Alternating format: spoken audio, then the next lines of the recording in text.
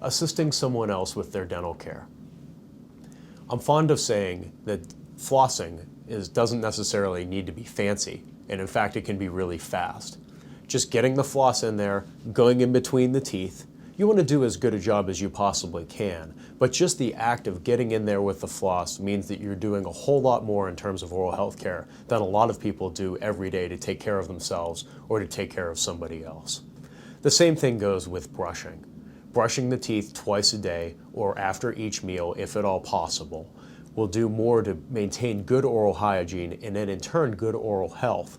It's a relatively simple concept, but it can go a long way in terms of maintaining excellent overall oral health during the course of someone's lifetime. How to brush someone else's teeth, particularly in situations if the person whose teeth you're brushing may have issues with them brushing their teeth and have disruptive or otherwise difficult behaviors. In general, brushing someone's teeth is best from the side or slightly behind the person.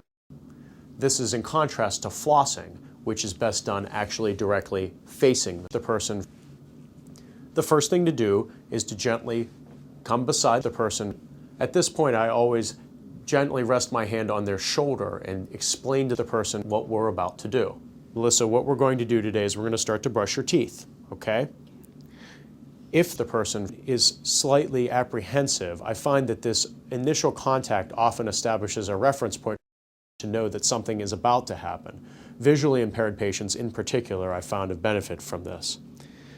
We then go ahead and retract the cheek with the finger of a hand. This is all going to be done at home. Taking care to keep the finger out from in between the teeth. Always stay to the side. This is to prevent a bite if the person were to inadvertently close their mouth while you're working.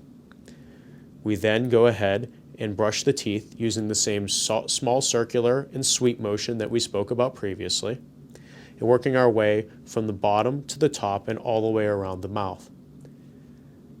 Working on this side, we retract or pull the teeth back with the finger of the right hand, the same hand that's holding the toothbrush.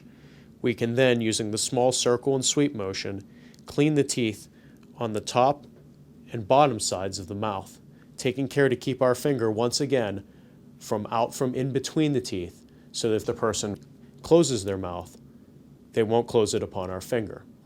Following completion of this, we can brush the tongue and then exit the mouth with the toothbrush and complete the procedure.